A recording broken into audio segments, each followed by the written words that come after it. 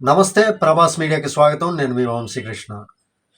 Rishikonda palace ఏదైతే జగన్మోహన్ రెడ్డి గారు ప్రెస్టీజియస్గా election లోపే ఓపెన్ చేయాలని హడావుడిగా ఓపెన్ చేసినటువంటి రిషికొండ ప్యాలెస్ ఏదైతే ఉందో, అంటే ప్రభుత్వ భవనాలు అని చెప్తున్నారు కొంతమంది, ప్రత్యేకంగా జగన్మోహన్ రెడ్డి గారి ప్యాలెసే అది అన్నట్లుగా కొంతమంది కథనాలు అయితే వినపడుతూ ఉన్నాయి.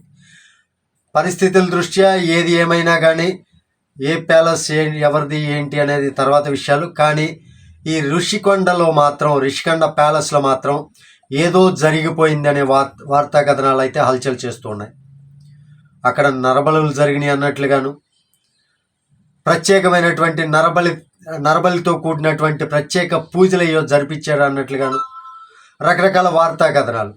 ఆ వార్తా కథనాలన్నిటికీ కూడా ఊతమిస్తున్నట్లుగా వీళ్ళు దాని యొక్క ప్రారంభోత్సవం రోజున ముఖ్యమంత్రి జగన్మోహన్ రెడ్డి గారు రాలేదు. అక్కడ చాలామంది ముఖ్యమైనటువంటి వాళ్ళు కూడా ఎవరు రాలేదు. వైసీపీకి సంబంధించినటువంటి ముఖ్యమైనటువంటి వాళ్ళు కేవలం రోజా గారు కొంతమంది వాళ్ళ బృందంతో, అంటే వైసీపీ నేతలతోటి కొంతమందితోటి వచ్చి హడావుడిగా ఓపెన్ చేశారు. పైగా పత్రికలకి కూడా లోపలికి ఎలో లేకుండా చేసి బయటనే కూర్చొని ఇంటర్వ్యూ లాగిచ్చేసి తూతూ మంత్రంగా పంపించేశారు. దానిపైనే రకరకాలైనటువంటి అనుమానాలు, రకరకాలైనటువంటి రూమర్స్ అంటే కథనాలు, ఇవన్నీ కూడా మాట్లాడుకోవటం జరుగుతుంది ప్రజలందరూ కూడా.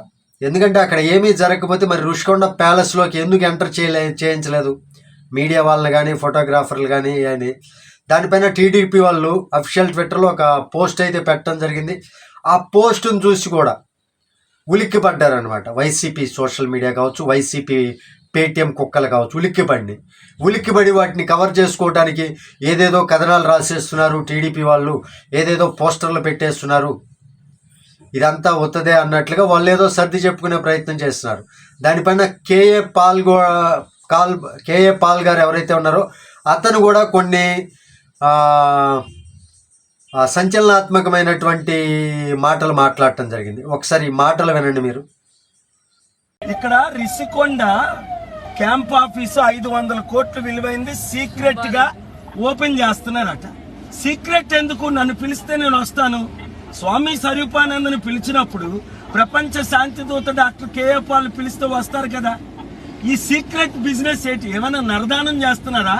కేసీఆర్ సెక్రటరియట్ లో చేసినట్టు బలిదానాలు చేస్తున్నారా? ఏం పూజలు చేస్తున్నారు? ఎందుకు ఇంత సీక్రెట్ అన్నది తెలుసుకోవడానికి వచ్చాను.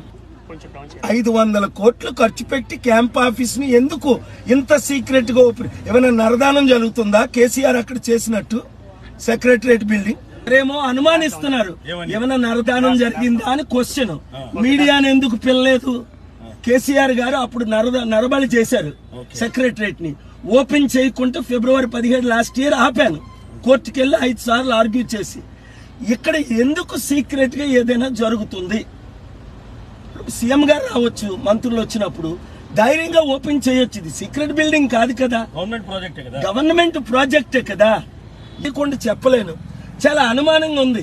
మీడియాని పిలకుంటా, ముఖ్యమంత్రి గారు రాకుండా ఎందుకు ఇంత సీక్రెట్ డీల్స్ జరుగుతున్నాయి? ఇందులో ఏం అవినీతి జరిగింది? నా భయం ఏంటంటే నరదానం, బలిదానాలు ఏమైనా జరుగుతున్నాయా?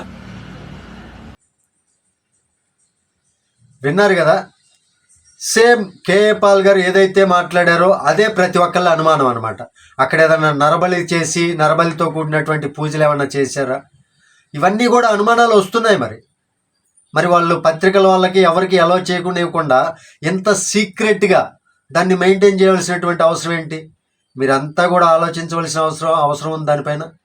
ఒకసారి అక్కడ ఏం జరుగుతుంది ఏంటి అనేది వెలుగులోకి వస్తే బాగుంటుంది, ప్రతి ఒక్కరికి తెలుసుకునే విధంగా అనేది ప్రతి ఒక్కళ్ళ అనుమానం కూడా. Thank you. జై హింద్.